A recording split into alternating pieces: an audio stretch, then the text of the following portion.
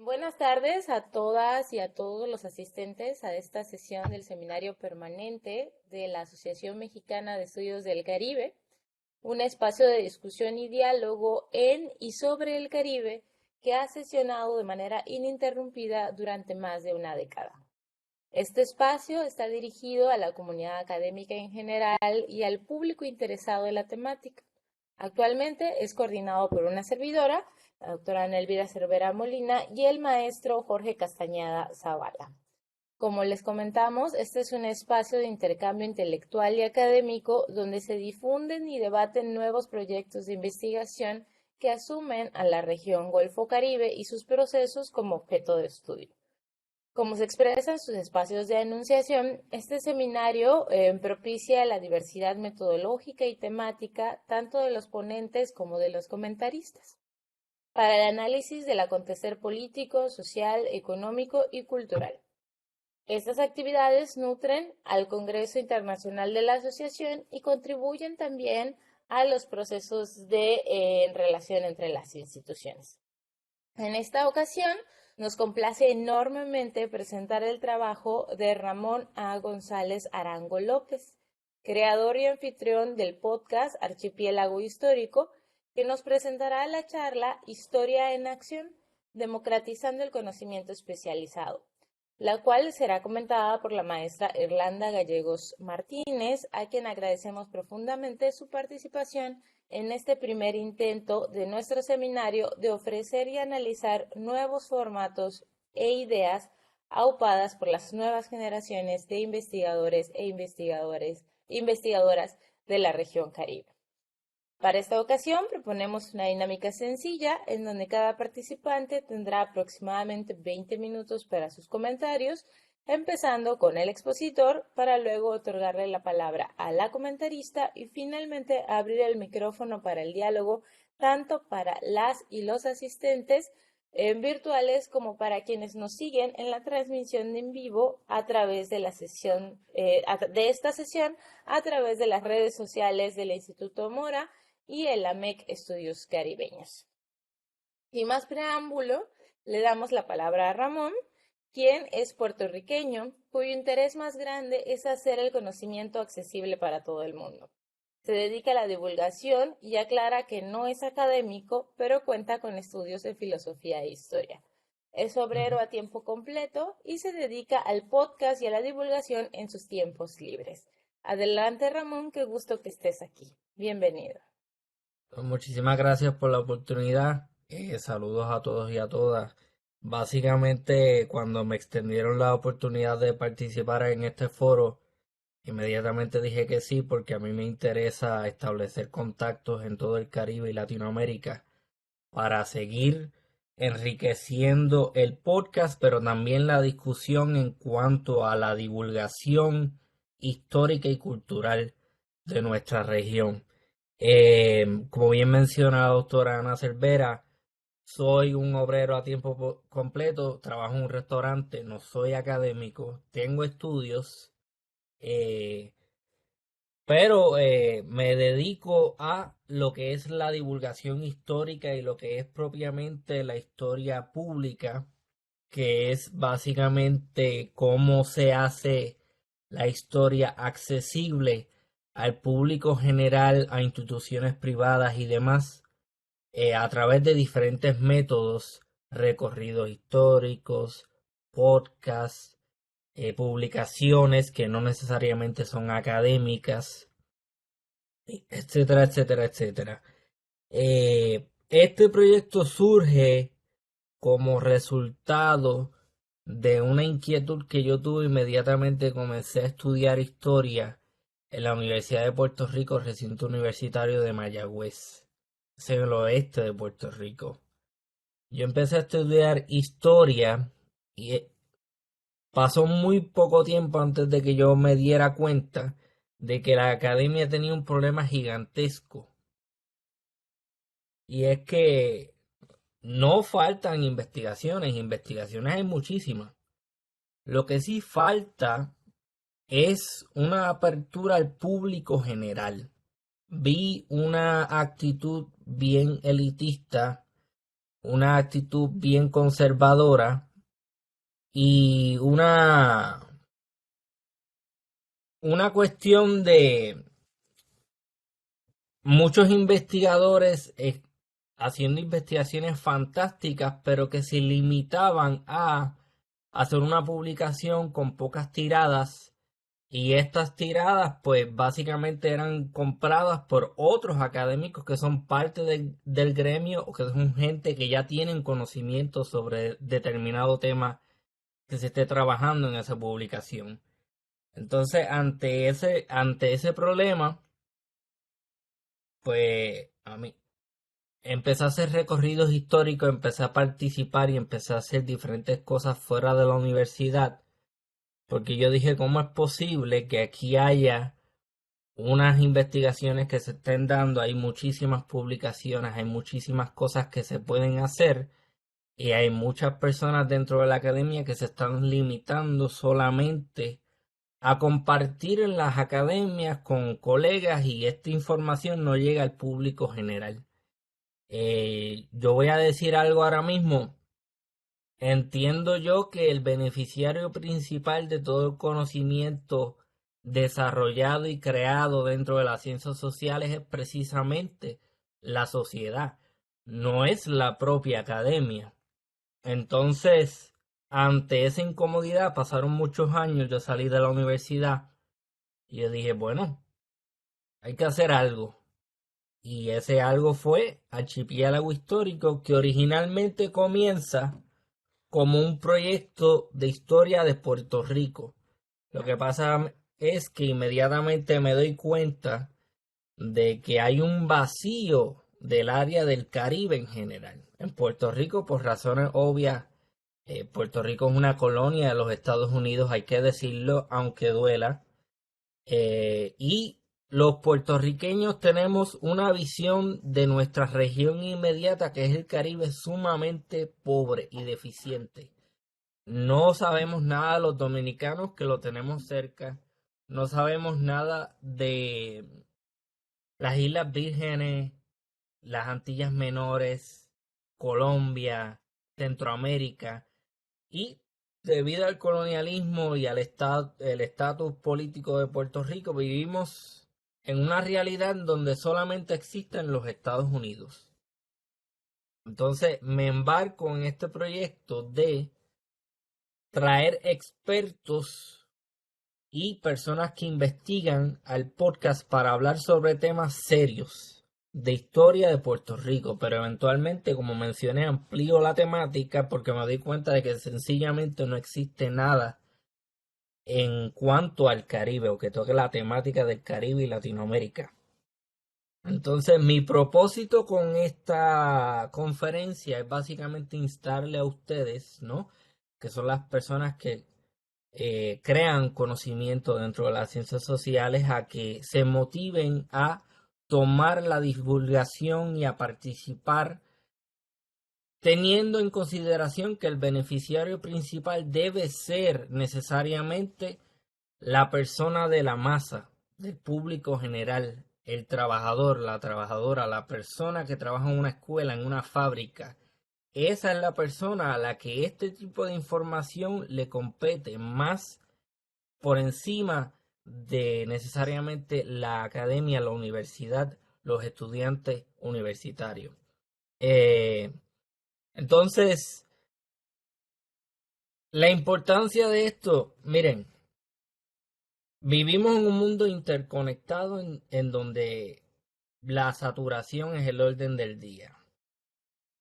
Hay muchísima información, no sabemos necesariamente cómo manejar esa información. Hay mucha gente que cree lo primero que ve. Yo creo que ustedes mismos saben, por ejemplo, en Facebook, cómo diferentes personas comparten un artículo que encuentran por casualidad. Un remedio para la diabetes y asimismo lo comparten y eso se convierte en una información que mucha gente cree. Pues asimismo pasa con la historia.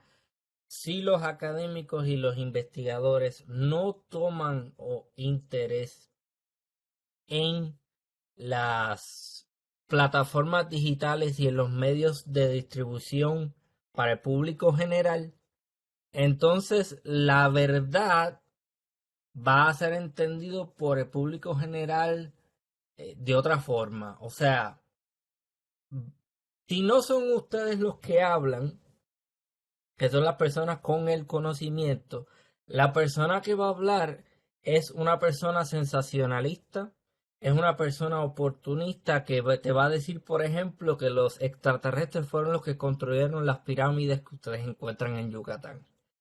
Suena como un ejemplo loco, pero así mismo es. O sea, vivimos en un mundo interconectado en donde la persona que tiene el mayor foro, la mayor presencia, siempre y cuando se exprese de una forma medio elocuente, va a hacer que un montón de gente más compre esa idea y la circulen.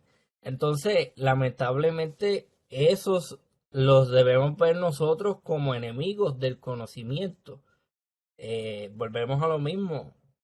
Eh, Básicamente, seguiremos pensando que la Tierra es plana. Cristóbal Colón descubrió América, que los indígenas eran seres inferiores a los europeos, por ejemplo, y así sucesivamente. Esas son narrativas que están presentes en el mundo, son narrativas que están circulando fuertemente, y yo creo que necesariamente el académico debe empezar a tener un rol más activo en estas discusiones públicas con el público general y no necesariamente dentro de la propia academia.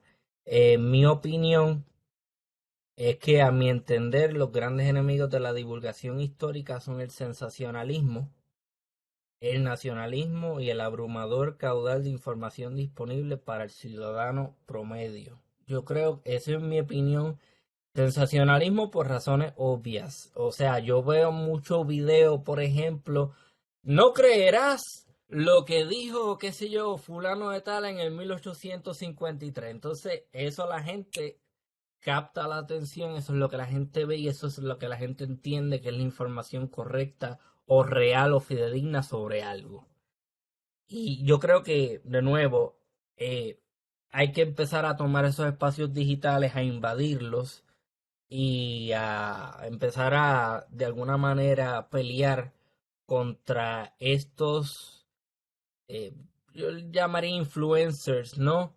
Gente que empieza a hablar de historia, de antropología, de ciencias sociales, pero no tienen ningún tipo de base, no tienen conocimiento en estas áreas y lo que dice son disparates y esto se reproduce lamentablemente. Así que eh, yo creo que espacios como el que yo creé se prestan para eso, ¿no?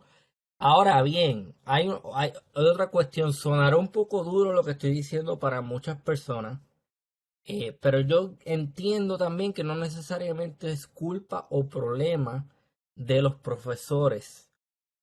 También hay toda una cuestión de cómo la institución empuja.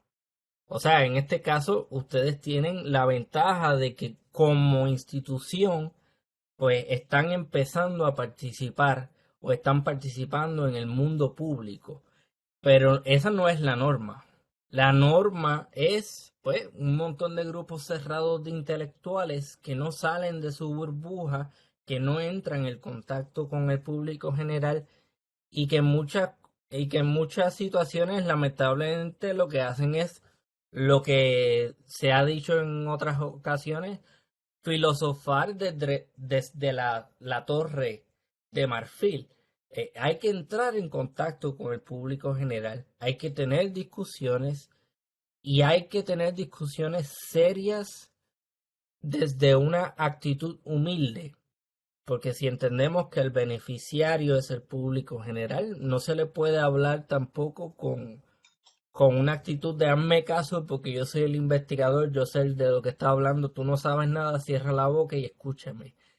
Lamentablemente ese tipo de narrativa lo que hace es alienar a esa persona que potencialmente tenía interés o quería aprender de lo que tú como investigador haces o produces.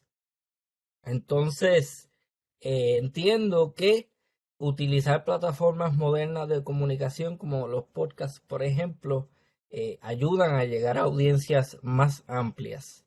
¿Qué más les puedo decir? Miren, eh, yo empecé con el proyecto. He tenido muchísima, muy buena acogida por parte de la comunidad académica porque son muchos los académicos que me dicen, sí, esto es necesario hacerlo, esto es importante hacerlo y cuenta conmigo. Desde que yo decidí llevar Archipiélago Histórico a un panorama más amplio, son muchas las oportunidades que se me han presentado. La doctora Ana Cervera participó en un episodio de Archipiélago Histórico hablando sobre las nociones del Caribe, las nociones geopolíticas, no, geopolíticas no, geográficas, no lo que es el Gran Caribe. eh, si México, si Yucatán es parte o no de ese Caribe por su cultura, por su ubicación geográfica. He tenido participación de diferentes personas de diferentes nacionalidades, dominicanos, puertorriqueños, cubanos, eh, gente de Costa Rica. Y entonces estoy ahora mismo ampliando esa temática con la intención de llegar a toda Latinoamérica y que el podcast Archipiélago Histórico se convierta en un referente en donde diferentes personas hablen sobre historia del Caribe, de Latinoamérica, promuevan publicaciones científicas, promuevan literatura. Recientemente sacó un episodio junto con la autora guatemalteca Denise Fe Funchal. Ella también es socióloga. Entonces ella sacó un libro fantástico sobre cuentos que se llama Buenas Costumbres. Y para mí es importante que este espacio siga creciendo, pero hay otra cuestión aquí y es el formato de ese espacio. El formato es uno ameno y conversacional.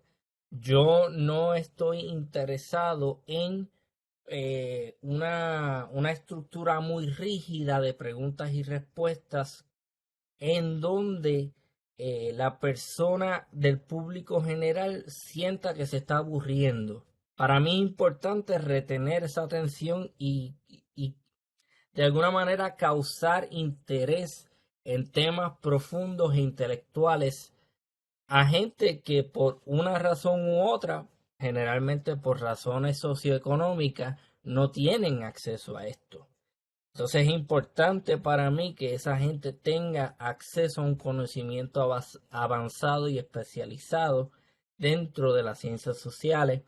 He tenido diferentes episodios sobre arqueología subacuática, sociología, antropología, historia, literatura y quiero seguir llegando a diferentes espacios. Ahora mismo seré un obrero, soy una persona clase media baja, vivo de cheque a cheque, pero me dedico al podcast con todo el interés del mundo y en mi tiempo libre. Ahora mismo no solamente yo tengo una responsabilidad como divulgador, sino una responsabilidad en gran medida como investigador, porque yo tengo que saber a quién yo traigo al podcast, con quién yo hablo.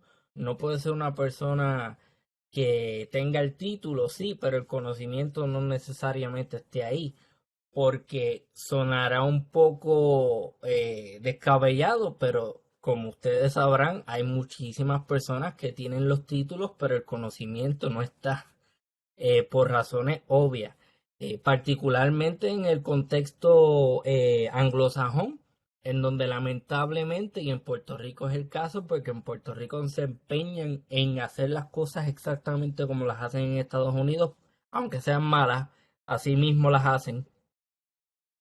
Entonces, en el contexto anglosajón, la universidad se ha convertido en una fábrica de diplomas, en donde tú te vas a graduar, no importa si dominas el material, no importa si leíste, si hiciste las asignaciones, si tienes un interés.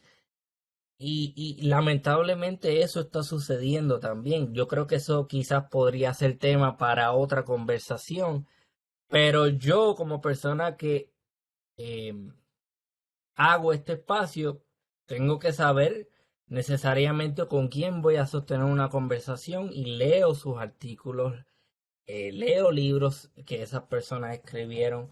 Aquí tengo, por ejemplo, ciertos libros en mi escritorio. Este fue uno de ellos. O sea, que están viendo que yo no me siento, como decimos en Puerto Rico, a lo loco. A hablar con una persona, a disparar de la baqueta, a ver qué sale. No, porque hay una responsabilidad con el público general y con el conocimiento avanzado. Entonces, pues necesariamente yo me tengo que preparar para que eso suceda bien, de la mejor forma. No sé cuánto tiempo me falta. Yo creo que he sido bastante directo en las cosas que he dicho. No suelo darle muchas vueltas a la noria, como decimos en Puerto Rico. Soy una persona bien contundente. Y básicamente uno de mis intereses con esta conferencia es también instarle a ustedes o extenderles la invitación a participar en Archipiélago Histórico y compartir sus conocimientos con el público general.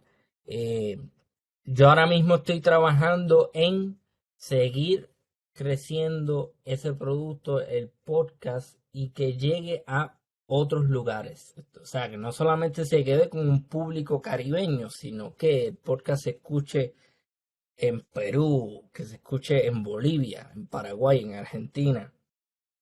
He tenido participación latinoamericana de Sudamérica y a mí me interesa que Archipiélago Histórico se convierta en ese espacio en donde si tú quieres aprender sobre el Caribe, si tú quieres aprender sobre Latinoamérica, historia y cultura, con gente que de verdad sabe de lo que está hablando, pues este es el espacio. Lamentablemente, y es un poco vergonzoso decirlo, yo, como quien dice, soy la primera persona en hacer un proyecto de esta naturaleza. Yo no he visto otro proyecto similar, puede ser que me equivoque, pero es vergonzoso en el sentido de que es una idea relativamente simple. Hablar con historiadores, hablar con arqueólogos para, para que este conocimiento llegue a la gente. Y es un poco sorprendente que todavía, o sea, que yo no haya visto esta iniciativa, que entiendo yo debería ser reproducida en otros países. Entiendo que en México debe haber, por ejemplo, dos, si no me equivoco. Estoy viendo algo en la cámara, está ahí ahora mismo. Eh, Pero sí, entiendo que en México ahora mismo deben haber como dos o tres espacios y eso es buenísimo. Yo creo que deberían existir más espacios, no solamente en México, sino en otros lugares. Eh, ¿Algún comentario, alguna pregunta? Yo creo que he sido bastante directo y bastante, o sea, he ido al grano.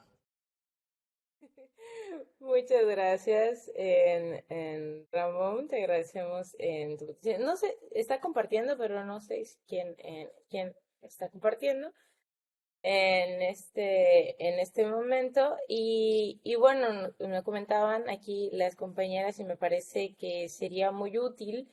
Y nos has dado como muchas ideas para la discusión, para el diálogo, para platicar. Entonces le vamos a dar la palabra ahora a Irlanda, que ella va a hacer comentarios, y después, si les parece, pues establecemos un diálogo entre todos los participantes sobre estos procesos, porque bueno, creo que hay muchas ideas que podemos, muchos hilos que Ujú. se pueden jalar en para fomentar justamente el diálogo, ¿no? Yo aquí ya estoy apuntando, pero prometo contenerme con el micrófono. Adelante, Irlanda, por favor. Vente, espérame, te presento.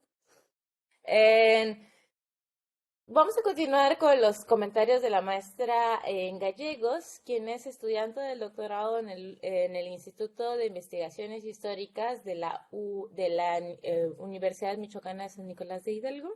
Su tema de investigación versa sobre la migración de chinos al Caribe hispano y actualmente está desarrollando también un podcast de difusión llamado Historia en Rebanada, ¿no? Entonces, Irlanda, te damos la palabra para que nos compartas. Si puedes, ahí adelante.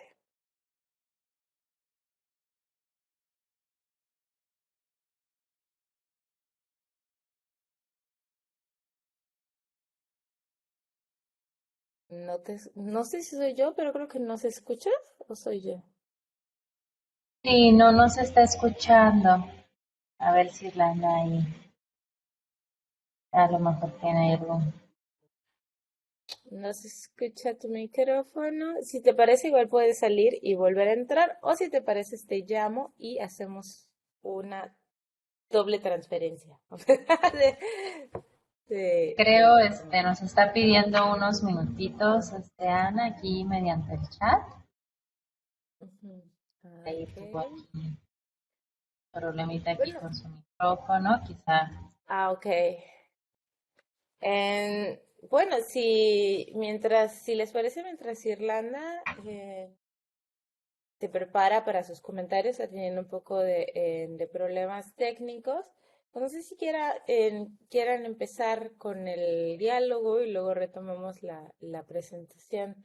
En los comentarios de Irlanda, yo creo que hay muchos temas que son de interés, ¿no? O sea, uno de ellos creo que es uno de los más interesantes, ¿no? La responsabilidad del investigador y del divulgador, ¿no? O sea, en estas dos funciones como en distintas, la importancia de la democratización de los procesos y de los lenguajes también de la investigación, bueno, varias ideas. Entonces, no sé si quieran empezar por esa parte.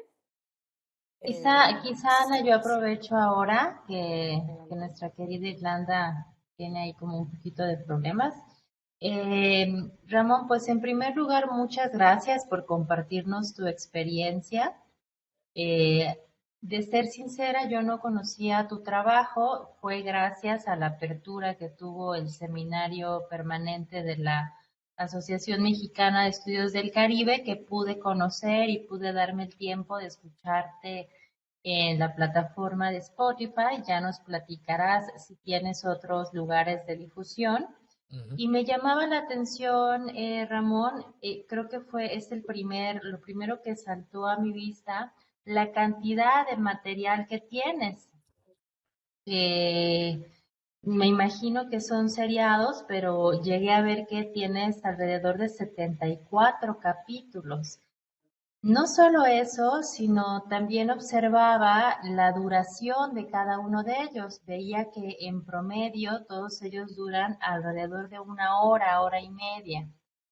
Mi primera reflexión o mi primera pregunta hacia ti es que en estos tiempos, Ramón, en donde se piensa que estamos disminuyendo nuestra capacidad de concentración, que nosotros y nosotras como profesoras y profesores batallamos con estos celulares y cada vez más aplicaciones que tienen videos de 5, 7, 10 segundos, 15 segundos.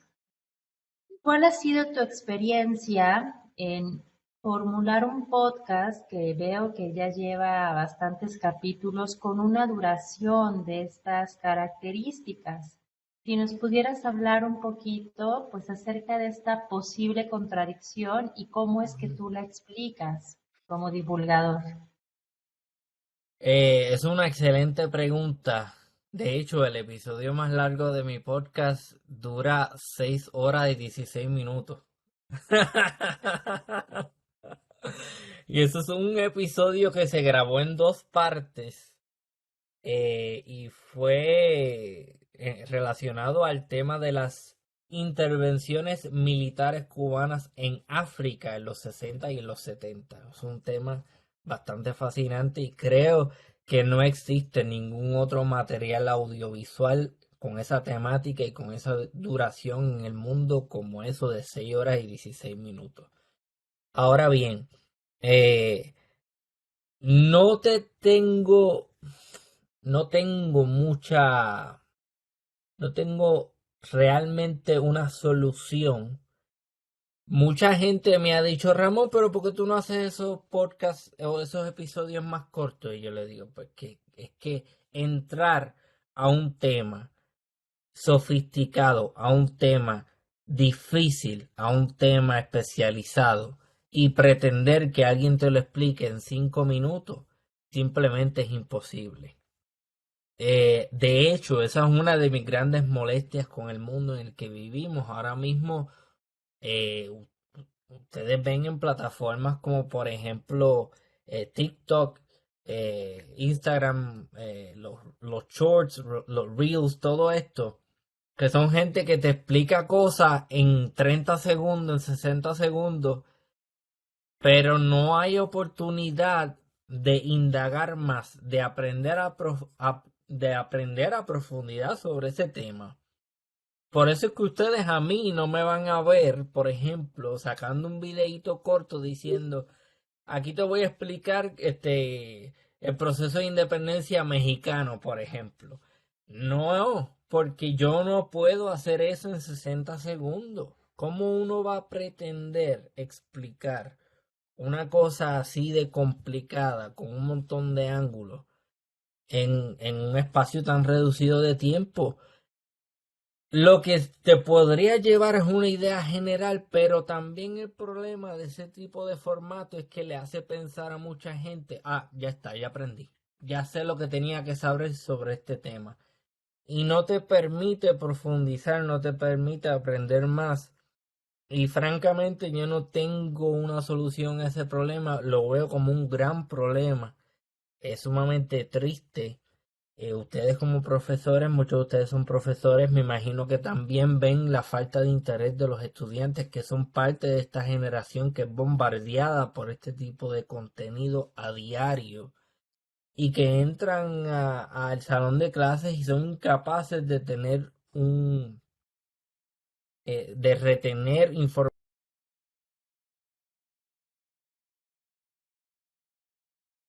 Mientras Irlanda se Adelante, conecta, podríamos preguntar, ¿verdad?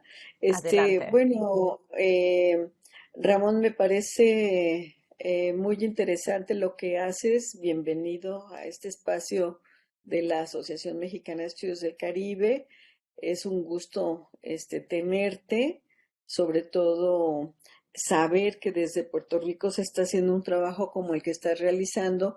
Y a mí me gustaría que nos comentaras rápidamente para que también el público que nos escucha conozca cuáles son más o menos los temas que has ido abordando en estos podcasts, ¿sí? Porque se me hace muy interesante y a lo mejor si pudiéramos ver, aunque sea una parte de alguno, que nos dijeras un poco sobre esto.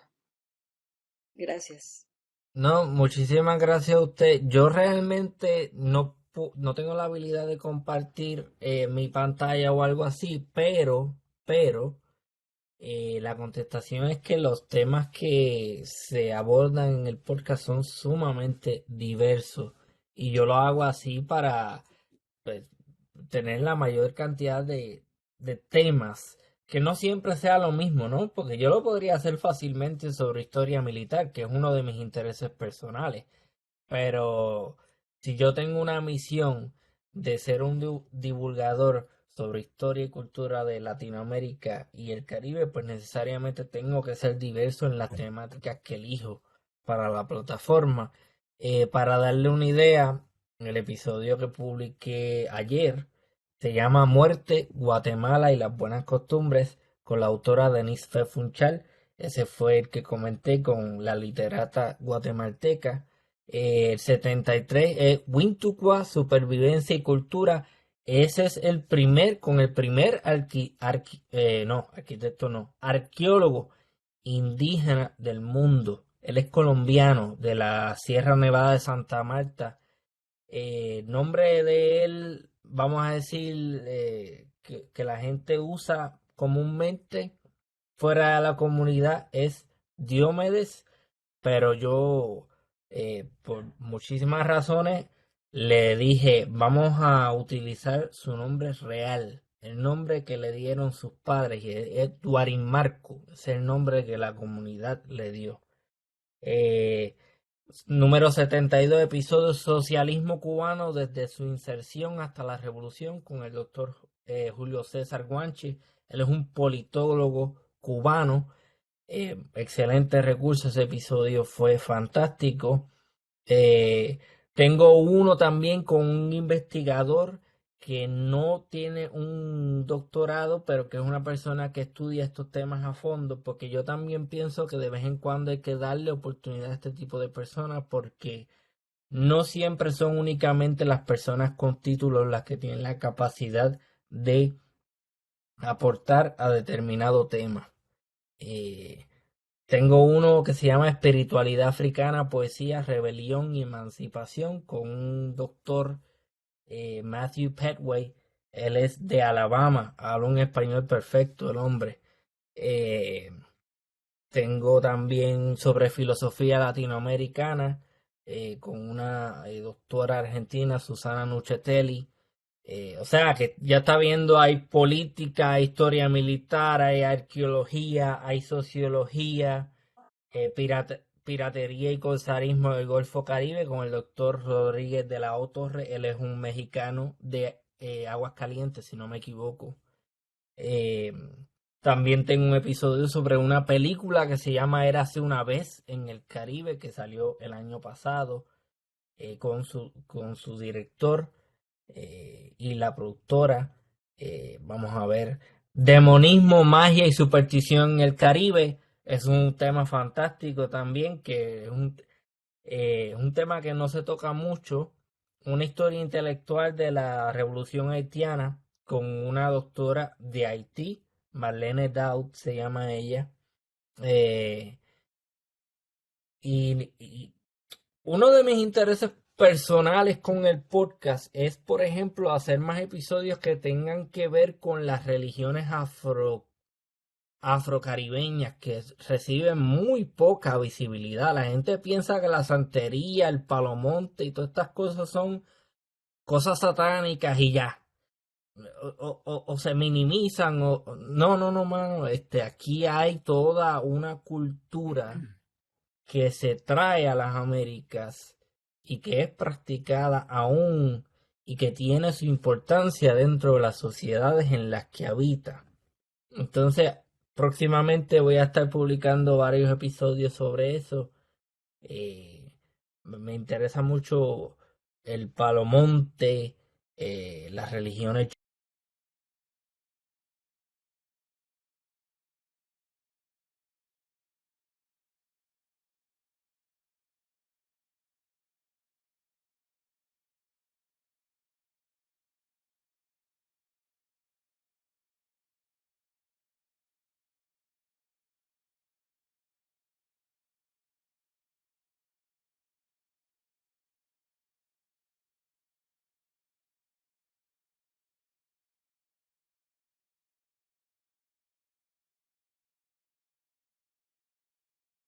Ahí estoy compartiendo. No sé si se alcance a ver. Ahí está. Probablemente.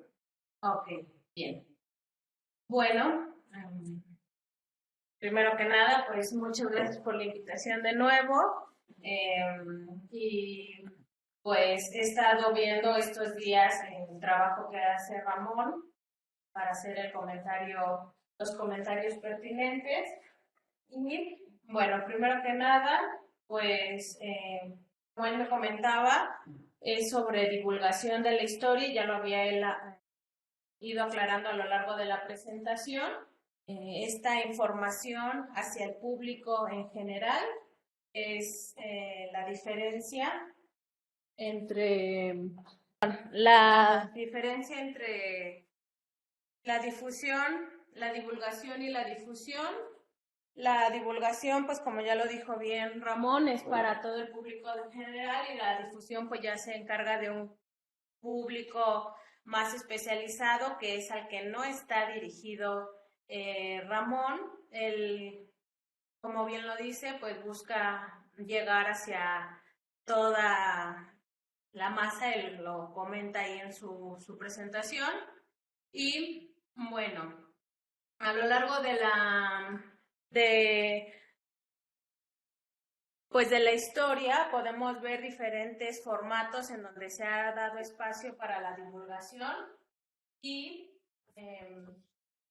podemos encontrar revistas en Instagram, en televisión, en YouTube, en podcasts y en TikTok. Estos son los 3 últimos que han estado teniendo mucho más auge últimamente. Y bueno, el podcast es el formato en el que se encuentra Ramón, pero igual tiene su canal de YouTube donde lleva esta información. Por ahí en TikTok más bien en Instagram podríamos hacer lo que son los Reels, donde a veces sube parte de estos contenidos para que sean atractivos. Uno de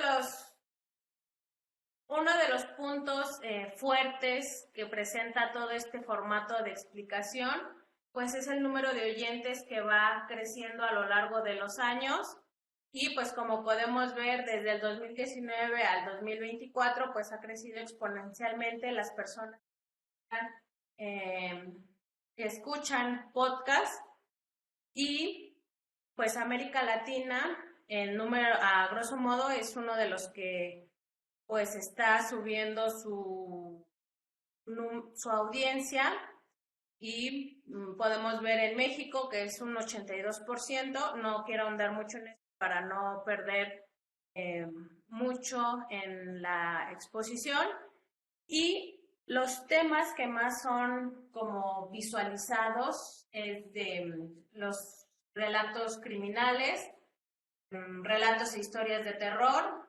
Esto es para México, ¿no? No quería ser como para toda América Latina porque es diverso y va cambiando de acuerdo a cada una de las modalidades. Y bueno, como ya lo decía, criminales, relatos e historias, autoayuda y superación, entretenimiento y psicología son las temáticas que más se escuchan dentro del formato del podcast propiamente. No quise ahondar en cada uno de los que mencioné, lo que tiene que ver con YouTube y TikTok, porque bueno, eso ya van variando de acuerdo a la edad, ¿no? Y bueno, para terminar, pues ya no quiero ahondar mucho en eso porque Ramón fue comentando de los temas que se encuentran dentro de su trabajo, que se llama Archipiélago Histórico, temas de afrodescendencias, la vandalización de la cultura, la arqueología, cultura, temas internacionales, superstición en el Caribe, narcotráfico, narcocultura, piratería, etcétera, etcétera. Uno de los elementos que me gustaría comentar a partir de la exposición de Ramón y que tiene que ver con esto de la desinformación y cómo es muy fácil para ciertos creadores de contenido ir formando o subiendo la información que a ellos más les parezca pertinente. Entonces, esta información que ellos consideran pertinente es la que uno por lo regular termina,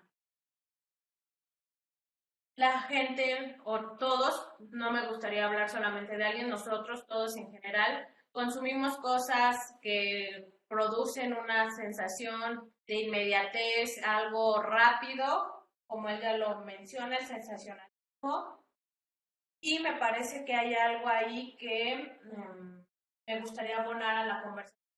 Podcast veo que hay mucha apelación a los sentimientos y cómo es que es más fácil, ¿no?, convencer al otro a partir de una emoción, una forma rápida, ahora le llaman storytelling, ¿no? Pero pues es un cuento lo que nos están ahí desarrollando y es fácil que cualquier público se acerque a él porque no produce esta dificultad para consumirlo, porque a veces uno llega del trabajo o está en el camión y está escuchando, ¿no?, la información sin que eso conlleve a una pausa y un razonamiento, darse a analizar y hacer una crítica más constructiva, sino solamente consumirlo y pues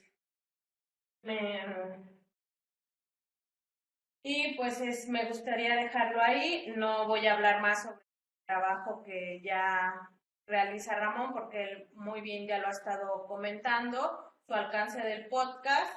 Y uno de los elementos que es importante en todo esto es la fragmentación de la información.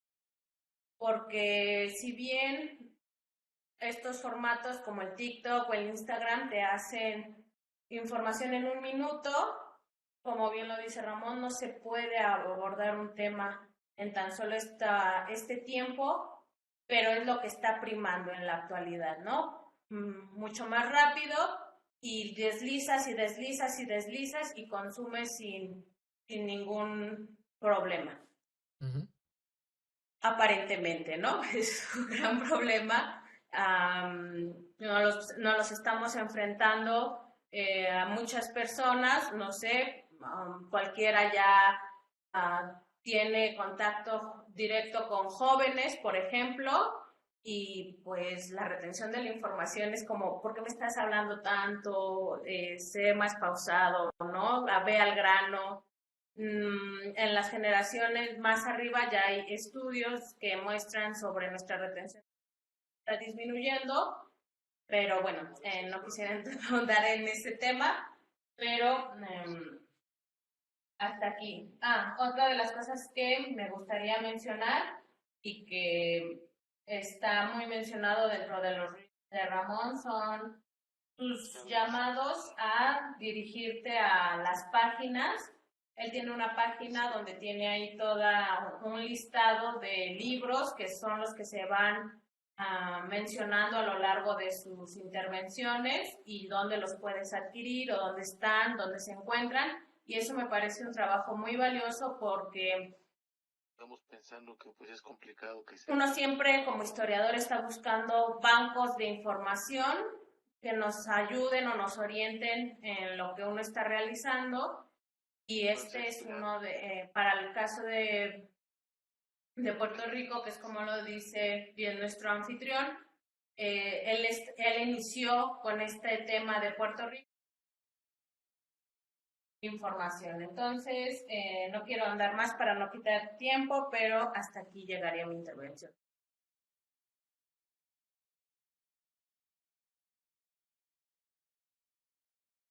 Muchas gracias, Irlanda, por tus comentarios. Creo que viene muy a aterrizar justamente lo que nos había comentado en Ramón.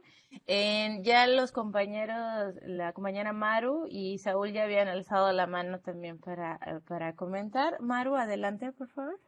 Gracias, Irlanda. Pues me parece muy interesante esta iniciativa y para acceder al podcast, no sé si pudieras decirnos cómo hacerlo porque nos interesaría y, y bueno, pues algunos de los temas que quieras que se desarrollen, a lo mejor te podemos recomendar a alguno de los investigadores Ujú. aquí en México. En fin, esa sería mi pregunta y bueno, me parece muy loable esta iniciativa y creo que va a tener mucho éxito. Gracias. Muchísimas gracias por eso. Para contestar la pregunta, yo creo que el mejor lugar sería archipiélagohistórico.com. Fue una página que mi esposa estuvo construyendo por varias semanas porque ella es más despierta que yo para ese tipo de cosas. Pero en archipiélagohistórico.com vas a tener un listado de los episodios en diferentes formatos. Se puede escuchar solamente el audio, se puede ver el video. También hay imágenes adicionales y también hay una sección de recursos, una sección en donde encuentra los libros asociados a los episodios. Así que archipiélagohistórico.com sería el lugar en donde podrías encontrar todo eso, aparte de las diferentes plataformas podcast, pero ya eso sería una cuestión de preferencia personal para la persona que desee escucharlo. Y también está disponible en YouTube en formato de video. Eh, lo otro, ¿cuál fue la otra pregunta? Que me fui por el... No, no fue pregunta, sino, bueno, pues algún tema que quieras que se desarrolle y que la Asociación del Caribe pueda recomendarte a alguien, creo que sería también interesante para ti. A priori yo tengo interés en todo lo que tenga que ver con el Caribe. Y particularmente me llamó mucho la atención el trabajo que está haciendo eh, Irlanda Gallegos, ¿no? Sí. Sí, me llamó muchísimo la atención porque he estado desde hace un tiempo buscando a alguien que hable sobre las inmigraciones asiáticas, particularmente China, hacia Latinoamérica. O sea que es un trabajo que potencialmente me interesaría que se divulgue, ¿no? Que se comparta con el público general también. Sí, pero estoy abierto a todo, definitivamente. Bueno, gracias. Gracias, Maru. La asociación tiene pues una larga lista de miembros con Mm. trabajos muy, muy interesantes, que te invitamos también a que revises la página de la asociación para que veas justamente pues los trabajos que también otros y otras investigadoras están realizando. Saúl, adelante. Hola, Irlanda, ya te pudimos ver.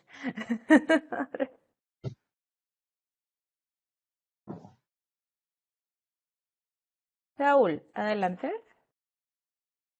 Creo que también habías alzado la mano.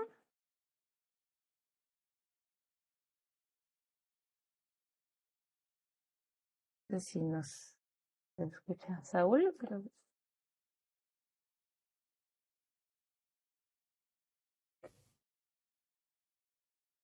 eh, ujú. No sé si nos escucha Saúl, pero bueno, yo sí quería comentarte, preguntarte más que nada, ¿no? Justamente en estos escenarios entre la difusión y la divulgación, en algún momento creo que hemos comentado, creo que Saúl ya se logró, no, no te escuchamos, Saúl. En algún momento habías comentado justamente pues esta intención de irte expandiendo y las complicaciones que ha sido llegar a ciertas zonas en específico y a ciertos escenarios en específico, ¿no? Tú empiezas a trabajar Puerto Rico, pero tú empiezas a trabajar Puerto Rico desde Estados Unidos, ¿no? O sea, y bueno, en esta, y quieres trabajar en esto, pero también te has acercado a trabajar en otras lenguas, Oh, sí. en otro tipo de formatos, con justamente buscando esas otras formas de hacer, de construir conocimiento a los que por monolingüismo, por etcétera, no nos acercamos, ¿no? Entonces, ¿cómo ha sido esta experiencia en buscar esa otra edad, esa otra forma de comunicarse, ¿no? Por ejemplo, qué ha pasado con los beliceños, por ejemplo. No, perdón, no los brasileños, por ejemplo, ¿no? Bueno, lo que pasa es que yo soy una persona, yo soy sumamente honesto y directo.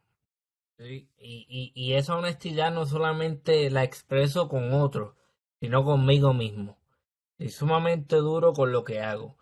Y desde el principio yo dije, bueno, si yo deseo ampliar la temática de este proyecto para uno latinoamericano y no incluyo perspectivas brasileñas, por ejemplo, que son, qué sé yo, 8 millones de brasileños, una parte importantísima de Latinoamérica, entonces, ¿qué diablos yo estoy haciendo? Porque así es como yo me hablo a mí mismo, porque yo quiero hacer algo bien hecho.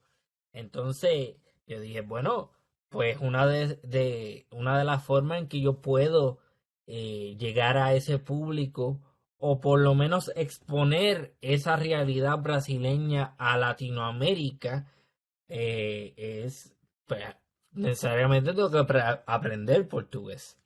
Entonces estuve 10 meses por iniciativa propia escuchando otros podcasts en portugués, leyendo artículos, viendo videos.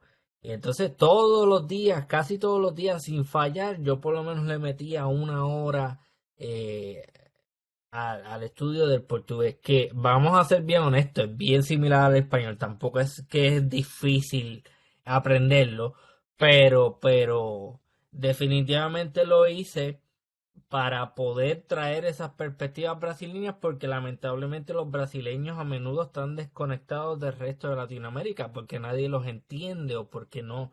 Exacto, por esa razón de lengua. Y eso es sumamente importante para mí. Yo estoy considerando también aprender francés.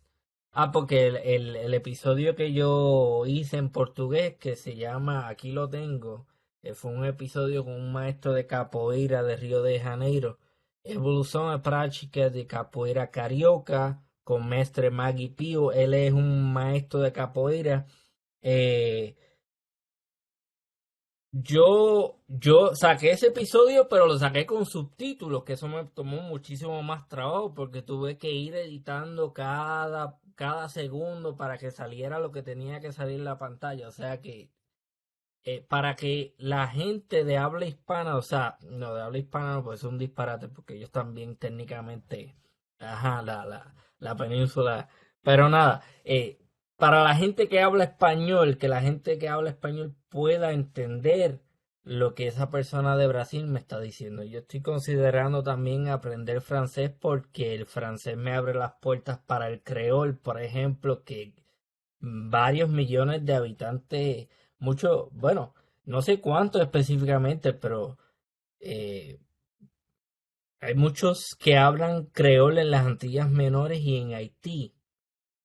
Y he considerado ver si aprendo maya o ver si aprendo quechua. Yo creo que se escucha bien, un poco loco, ¿no? Pero así es como yo veo las cosas. Si yo quiero hacer esto y yo lo quiero hacer bien, yo necesariamente tengo que hacer estas cosas. Y en mi tiempo libre, pues hago eso.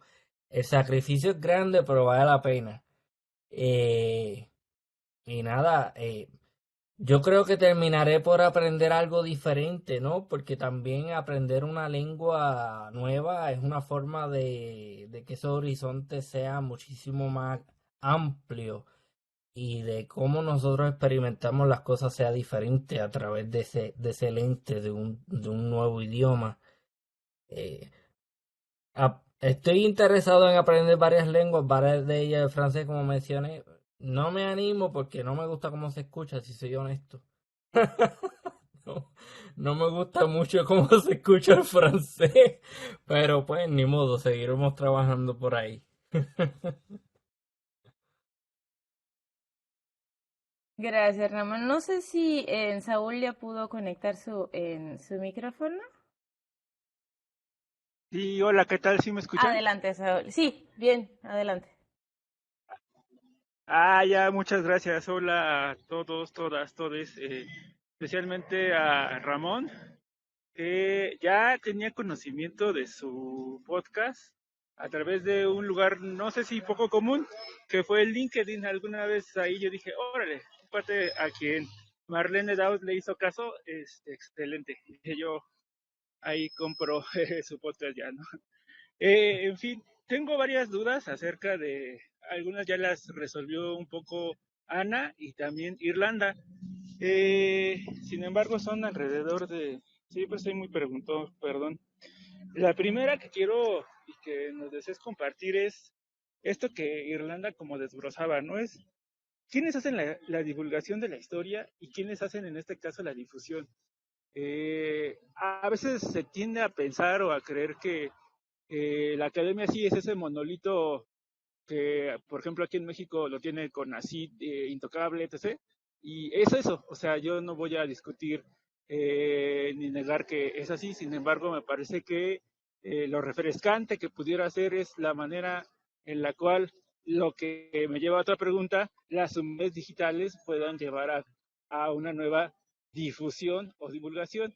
Para ellos, mi pregunta así seria, como tú dices, sin tapujos, sin darle la vuelta a la noria, es: hoy en día, ¿quiénes hacen la divulgación de la historia? ¿Son los mismos historiadores o de plano hay comunicólogos que nos han estado ganando el mandado? Yo lo veo más por aquí.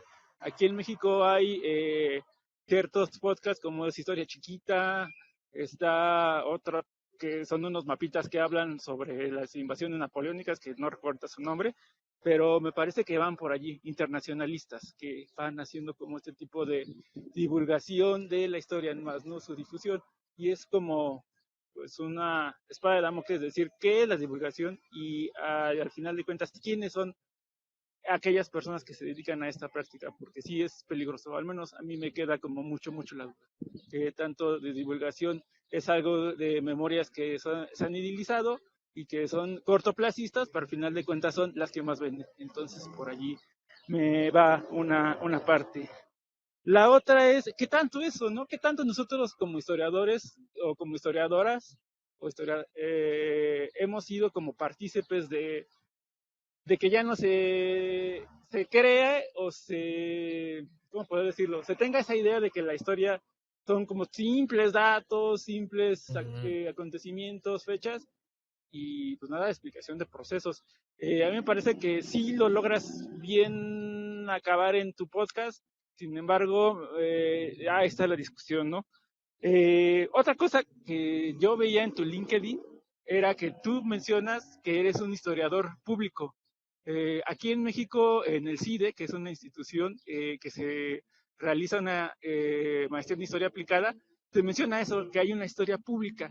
Sin embargo, me parece que no hay como un pleno reconocimiento sobre estas pequeñas rebanadas que se dan de lo que es la historia pública.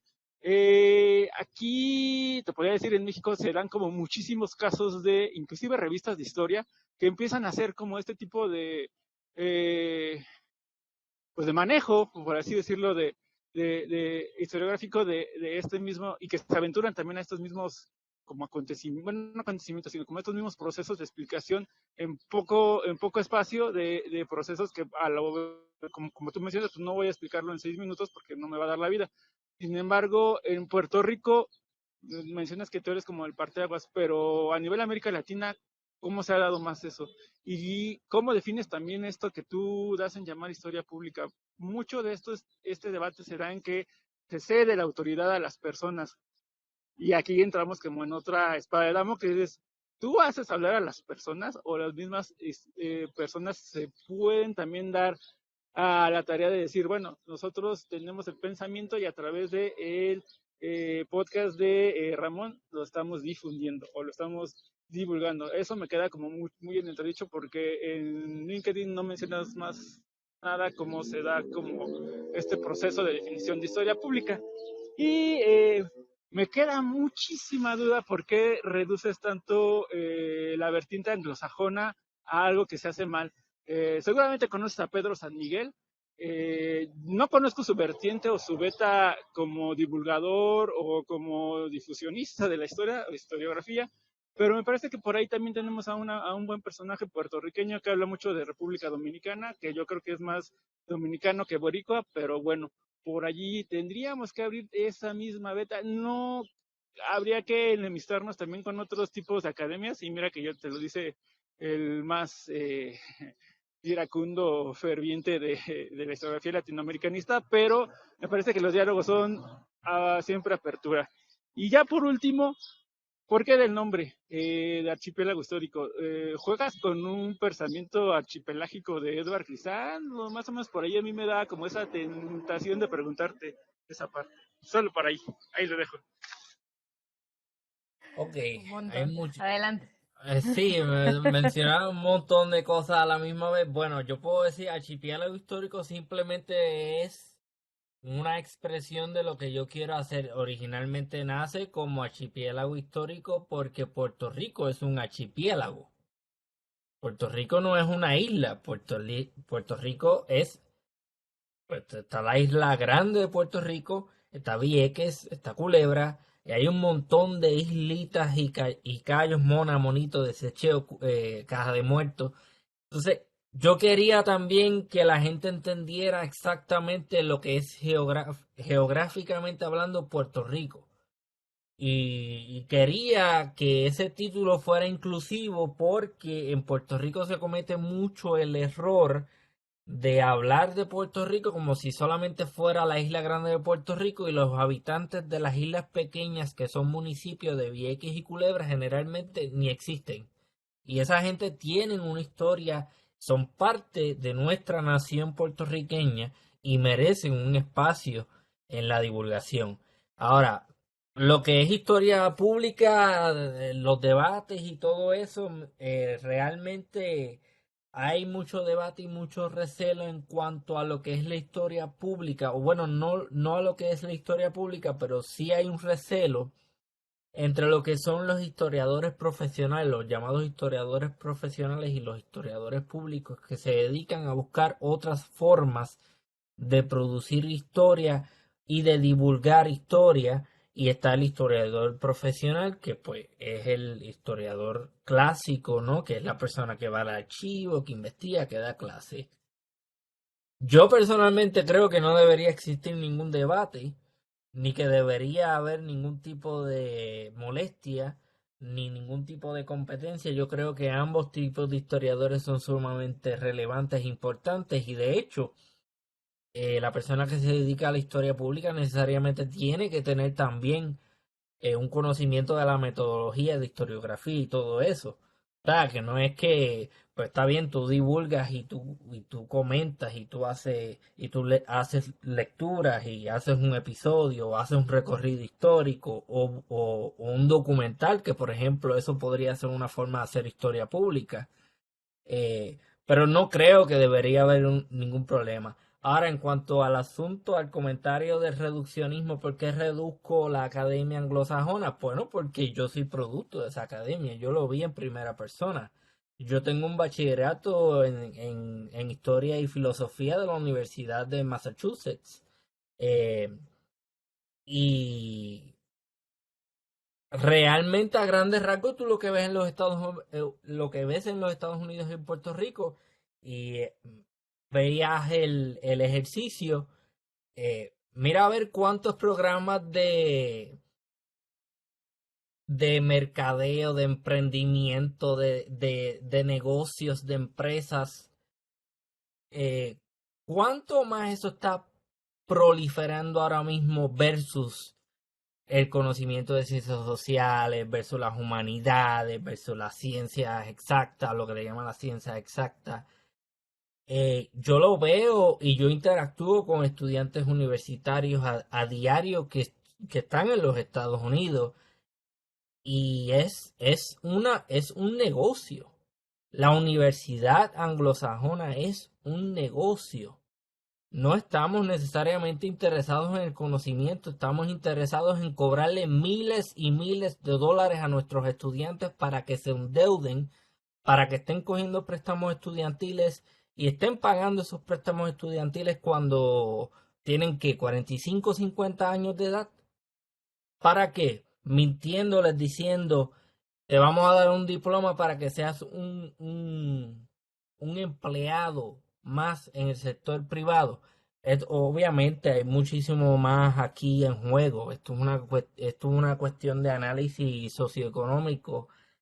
Yo también utilizo mucho la perspectiva marxista porque creo que es sumamente relevante e importante hoy en día el materialismo histórico, cómo eso crea las condiciones, cómo eso moldea las sociedades, el capitalismo agresivo que se ha infiltrado en las universidades anglosajonas y ha convertido lo que inicialmente se suponía que fuera una institución meramente educativa para convertirlo en una institución que produce empleados asalariados. Eso es todo. Ok, habrán como digo, excepciones. Habrán grandes académicos como por ejemplo Marlene Daut, que participó en mi podcast. Pero vamos a ser honestos, yo soy producto de ese sistema.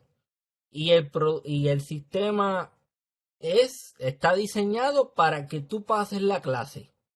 para que tú pagues, para que te gradúes, para que obtengas el diploma y después le digas a todo el mundo y pases el título por ahí y digas, a mí los otros días me llegó el diploma y me fue sumamente indiferente. O sea, me pareció sumamente, no me hizo ningún tipo de diferencia porque entiendo que lamentablemente las universidades, por lo menos en el sistema anglosajón, y eso me imagino que también se está viendo en otras partes de Latinoamérica, se ha ido reduciendo lamentablemente a una fábrica de diplomas. Eso es una opinión y yo creo que está bastante bien fundamentada porque yo también, o sea, lo vi, soy producto de eso. Y lamentablemente puedo decir a ustedes que yo he aprendido muchísimo más fuera de la universidad que lo que yo aprendí en la universidad. Porque yo leo, porque yo me educo, porque yo hablo con académicos, porque hay un interés real y porque lamentablemente el sistema condiciona a los estudiantes a que lo importante es sacar A en la clase. Lo importante es pasar la clase. Lo importante es graduarte, no necesariamente aprender. Yo le hago esa pregunta a muchos muchachos que yo he visto. Ok, estás tomando tal clase. ¿Qué me puedes decir? No saben decirte nada. Porque la importancia, el enfoque no está en el aprendizaje, el enfoque está en pasar la clase, en graduarse para tener un diploma, ir a una empresa y conseguir un trabajo y un día te retira y te mueres. O sea, yo sé, es lamentable, pero esa es la realidad y eso es como yo lo veo. No sé qué más me puede decir acerca de eso. Gracias, Ramón. En Irlanda, ¿querías comentar? Creo que también ella quiere comentar. Sí, sí, ay, no sé si me vuelvo a escuchar o ya no. No, sí, Este, ya se estabilizó. con respecto a la respecto a la participación de Saúl, que hablaba sobre quién hace la historia, pues me parece que yo, a partir de la pandemia en México, puedo hablar propiamente que he visto mucho más canales de difusión de científicos de esa área, ¿no? Aquí en México es muy famoso Rafa Carvajal, por ejemplo, que es un químico que habla sobre cuestiones químicas, ¿no? Y me parece que ese trabajo es muy valioso porque permite un lenguaje especializado, bajarlo a algo común y tiene un buen alcance, ¿no? Dentro de su comunidad de TikTok o de YouTube o como los tiene desarrollados. Y con respecto a lo que dice Saúl, esto comienza, ¿no? A diversificarse junto con lo que comenta Ramón, no se quede en un solo lugar y me parece también un poco, porque estoy un poquito de este lado, pero no quería entrar mucho en lo que más o menos yo desarrollo, creo que una de las cosas más difíciles es pasar de un lenguaje académico a un lenguaje informal, porque es difícil, porque a veces es pesado para la gente escuchar todas estas palabras y que no son difíciles ya para nosotros porque las dominamos, como por ejemplo historiografía, y pues se quedan así como, pues, ¿qué es eso, no? Y ahí se nota cuando pierdes la conectividad de las personas porque desconectan contigo y obviamente pues desconectan con el canal, ¿no? Entonces eso es muy difícil de poder desarrollar, de pasar de un lado a otro sin que uno caiga también en simplismos y vulgaridades, ¿no? Porque pues sí, uno puede simplificar su lenguaje, pero a la vez también puede caer en otros errores, ¿no? Y pues es complicado, cosa que me parece que aún lo complica más el hecho de tener esta conciencia formadora, porque te dices, no, es que, por ejemplo, ¿no? Lo que mencionaba, los podcasts más famosos son de criminales, ¿no? Y hay frases que dicen, y entonces salió con todo el miedo del mundo y, a ver, pero yo no lo sé, ¿no? Yo no sé que salió con todo el miedo, ¿cómo puedo afirmar algo? Y entonces eso es como a veces la barrera que está ahí dentro de la forma en cómo uno hace difusión y pues, no sé, por eso para las otras personas es tan fácil hacer eso porque apelan a los sentimientos, pero pues tú dices, bueno, ¿y tú cómo sabes que estaba feliz, ¿no? Cuando fue al mandado, pues si eso fue hace, no sé, 500 años, 300 años, y tú cómo lo puedes afirmar. Entonces eso, yo creo que ahí está lo complejo de este asunto y por eso, pues yo no podría decir que, no, que propiamente hablando como historiadores que nos estén comiendo el mandado, simplemente, porque sí, yo también ya lo había analizado una vez y decía, no, es que como, por ejemplo, vuelvo al ejemplo de México, Chumel Torres, ¿no? Esta persona que hace este reporte, sí, que es un reportero, pueda sentarse a hacer un libro y decirlo y pues nadie lo va a censurar, ¿no? Ni le va a decir que está mal, porque pues al final, pues él solamente se sentó a contar chistes y pues ya creen que así es como se cuenta la historia, ¿no? Entonces es muy complicado, pues, por esta parte, ¿no? Del lenguaje y que uno es consciente de lo que está hablando o no. Entonces, nada más para volver a cerrar, concuerdo completamente con Ramón sobre cómo se van dando estos procesos y cómo uno los va desarrollando. Hasta ahí. Muchas gracias en Irlanda por ese comentario y creo que hay algo bien interesante que también se une a otras preocupaciones que han surgido últimamente en la MEC y una de ellas que llevamos un poco rumiando desde hace algunos seminarios es justamente cómo estamos enseñando, ¿no? O sea, ha habido creo que muchos de los que estamos aquí, de los jóvenes y ya no tan jóvenes y los jóvenes ya veteranos en el proceso, pues tuvimos una escuela de pensamiento, ¿no? O sea, y esta escuela de pensamiento también ha cambiado en el proceso, ¿no?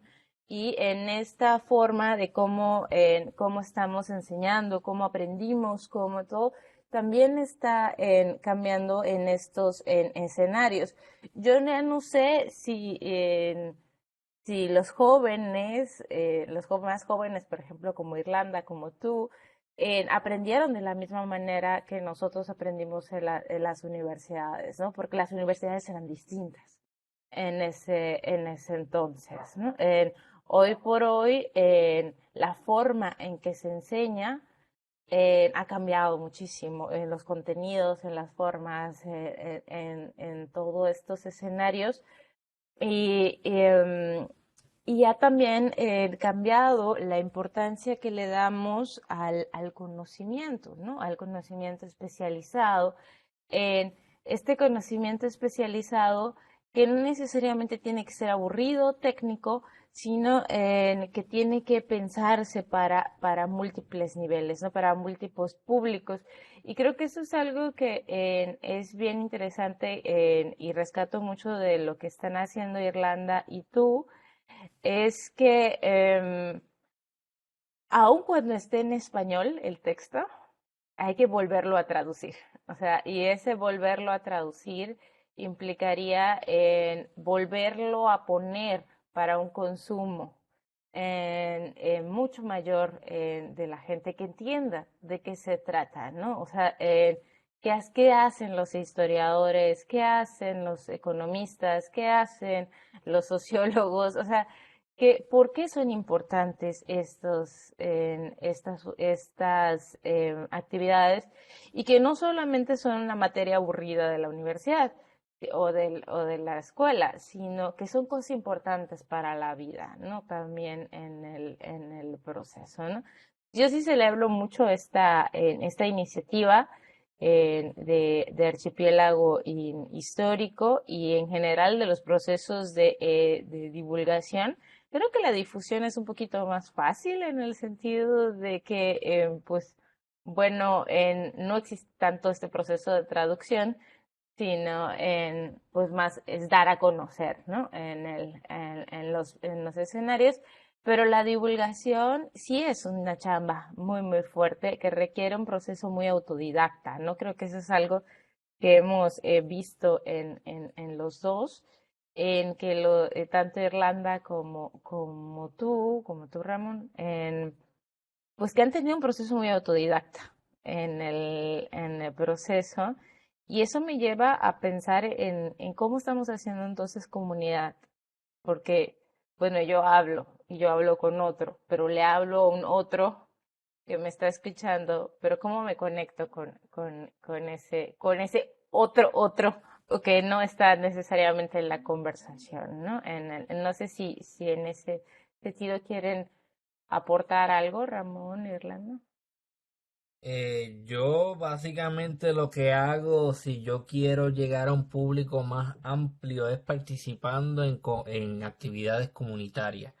Yo he identificado organizaciones comunitarias de hispanos en los Estados Unidos con los que yo puedo colaborar y yo siempre les digo, si ustedes necesitan a alguien que hablen sobre X temas, si ustedes quieren hablar sobre historia, estoy a su disposición, estamos aquí para colaborar y yo con mucho gusto voy y participo.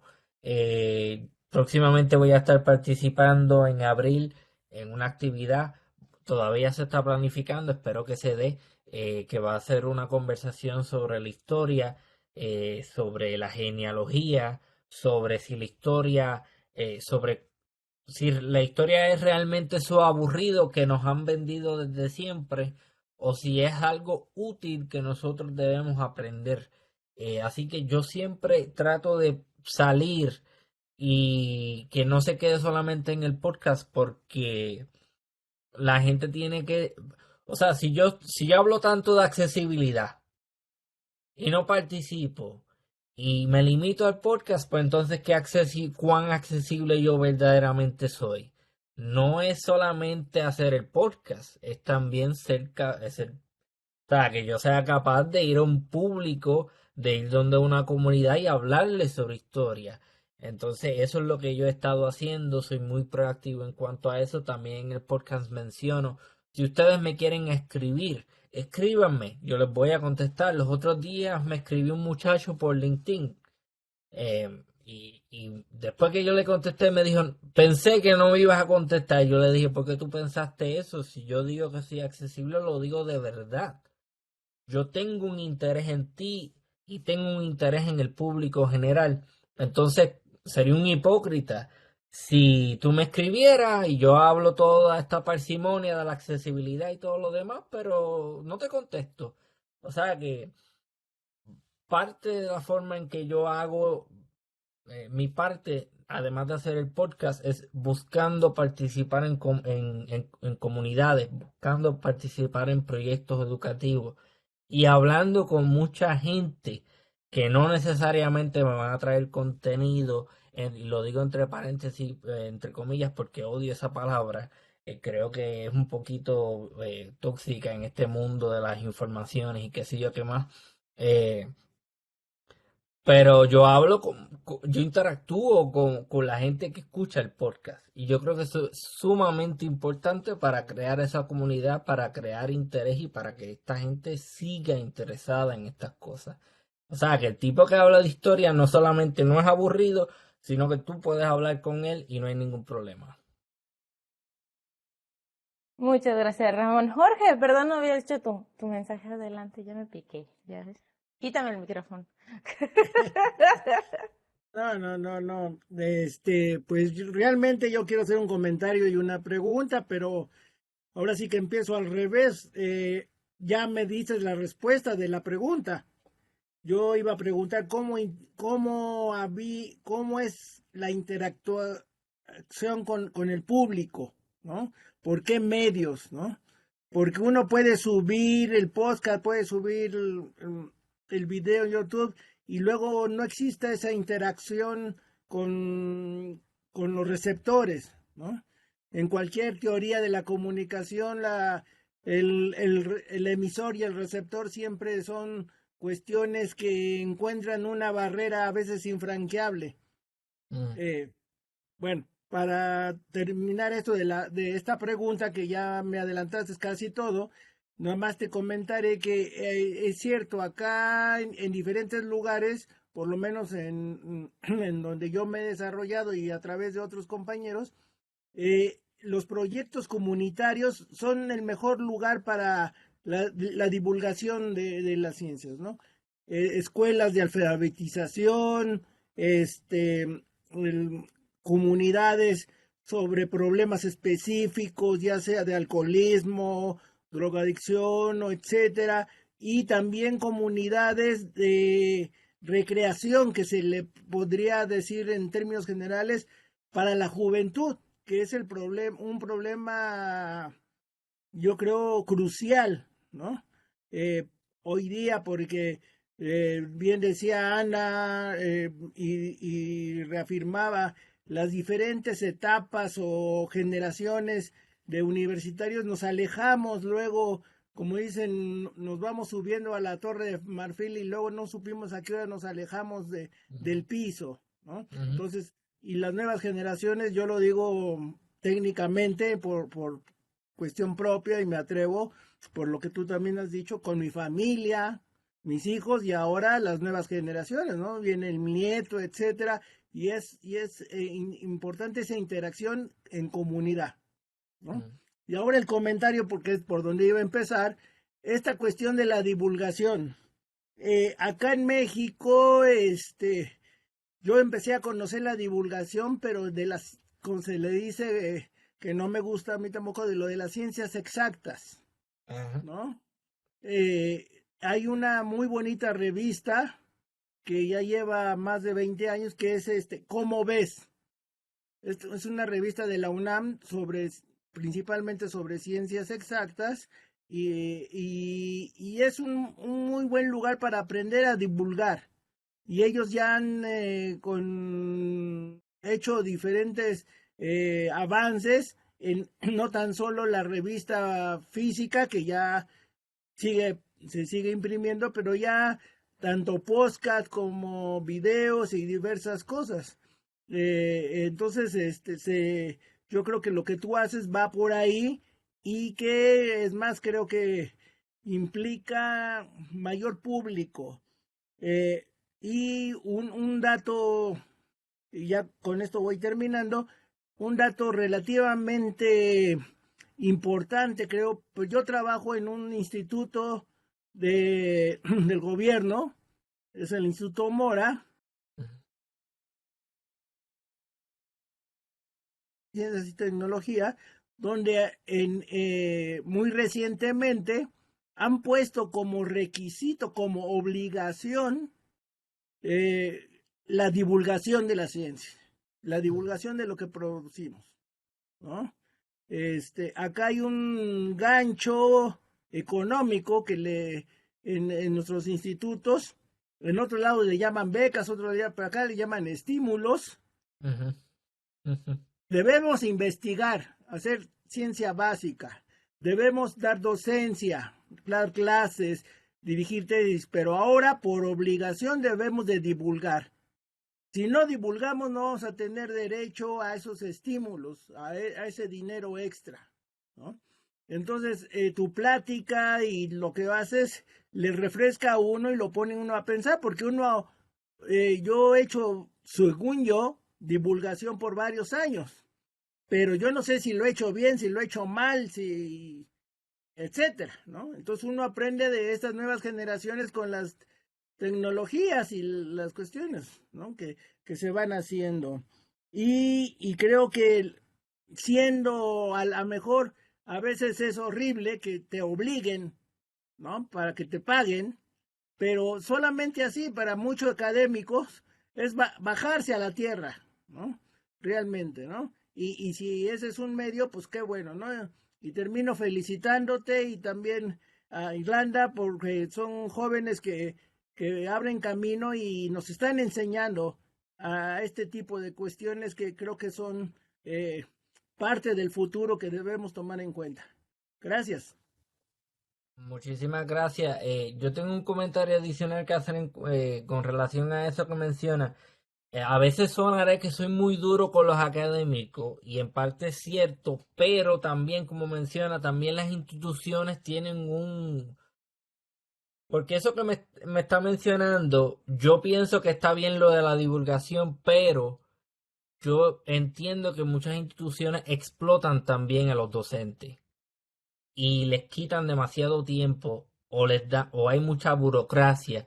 Entonces yo creo que también debe haber un balance en cuáles oportunidades exacto, qué oportunidades da la institución para que para que un docente, un investigador, un académico pueda divulgar, pero divulgar bien y divulgar sin que se convierta tampoco en una responsabilidad adicional a las numerosas responsabilidades que tienen como académicos, porque yo entiendo. A veces yo hablo con personas que me dicen, mira, no voy a estar disponible en 3, 4 meses, pero me escribes para tal fecha y yo voy a también. Así que hay una crítica también en cuanto a la iniciativa personal, pero también hay una crítica a las instituciones que no permiten o que no le dan las oportunidades a los académicos para divulgar propiamente esas informaciones que son bien importantes. Otra cosa que quería mencionar, ¿cómo es que se llaman las becas en México? CONICET. CONACYT. CONACYT. Yo hablé los otros días con una persona extranjera que estudió en México. Y yo le hablé del proyecto y lo invité, va a participar. Y él me dijo, yo estudié en México gratis. Yo no pagué. Yo tuve esa ayuda de CONACYT. Esto que yo voy a hacer, esta divulgación, es mi forma de pagarle al pueblo mexicano por pagar por mi educación. Yo creo que eso es sumamente importante que mucha gente lo tenga en consideración. Que no solamente esas personas que estudian con becas, una forma en la que tú le pagas esa deuda al pueblo mexicano es compartiendo ese conocimiento que estás produciendo con las herramientas que obtuviste gracias a ese pueblo mexicano. O sea que eso es sumamente importante también que se tenga bien claro. Eso simplemente otro comentario que tenía adicional. Muchas gracias, Ramón. Y creo que ya estamos entrando como en un tema muy interesante que a la vez que iba como de la mano con lo primero que comentabas, ¿no? Sobre las responsabilidades, ¿no? O sea, que tenemos en estos escenarios. Y hay una división muy fuerte, ¿no? O sea, que separa como esta idea de la historia social o de la divulgación y de todo, de la historia como ciencia, ¿no? O sea, en esta idea de la historia con H mayúscula, ¿no? O sea, o las ciencias sociales con H mayúscula, que tiene que ver también con cómo nos posicionamos, ¿no? Porque bueno, tal vez es mi interpretación, pero lo que tú estás haciendo es un posicionamiento político frente a las ciencias sociales. O sea, y que divulgar ofrece también un punto de posicionamiento político frente a lo que eliges, cómo lo abordas, toda esa serie de decisiones éticas que tienen que ver con la información, pero una información que está atravesada por por esa dimensión. Entonces, en ese sentido, yo creo que no hay divulgación neutral. O sea, en estos escenarios. No solo es divulgar por divulgar. Si hay un posicionamiento, ¿no? Creo que cada podcast es un posicionamiento político, o no sé qué piensas tú al respecto. No, está claro, yo no lo niego tampoco, yo soy bien honesto. Hay un posicionamiento político, hay unas preferencias, sin embargo también establezco oportunidades para personas con diferentes perspectivas porque entiendo que si no hablas con gente que piensa diferente a ti, no se adelante nada tampoco. Así que de vez en cuando, ahora mismo yo he compartido con personas que son sumamente conservadoras y me hablan de que ellos adoran la monarquía española. O sea, eh, todavía a estas alturas tenemos gente que piensa de esa forma, pero eso para mí no quita que la persona que a lo mejor tiene esas preferencias políticas sea capaz de producir un conocimiento válido. Yo soy capaz de no estar de acuerdo contigo en algo, pero eso no significa que yo te voy a poner la X y tú no sirves y lo que tú publicas, lo que tú haces no me sirve y no le sirve a nadie. Porque también entramos en donde si no piensas como yo, te bajo de la plataforma, te quito las oportunidades. Y yo creo que también tenemos que darle las oportunidades a gente que no piensa como nosotros para hablar. Ahora bien, también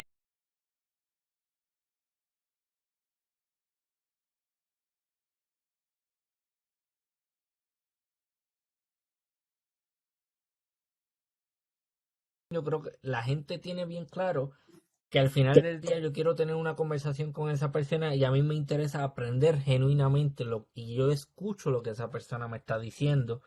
O sea que eso crea una relación de estamos juntos en esta búsqueda de aprendizaje. No es que vienen estos dos a tener una conversación y estos dos son los maestros y no, yo como interlocutor también soy una persona que quiere aprender y que entiendo que la educación no tiene fin, que la educación debe ser una búsqueda constante, sin fin, y también entender eh, eh, precisamente eso que la, o sea, uno tiene que tener la humildad intelectual, que eso es bien importante, a mucha gente le falta eso, humildad intelectual, la humildad de entender que no necesariamente yo sé de lo que estoy hablando, no necesariamente conozco del tema, pero vamos a hablar y vamos a aprender sobre esto.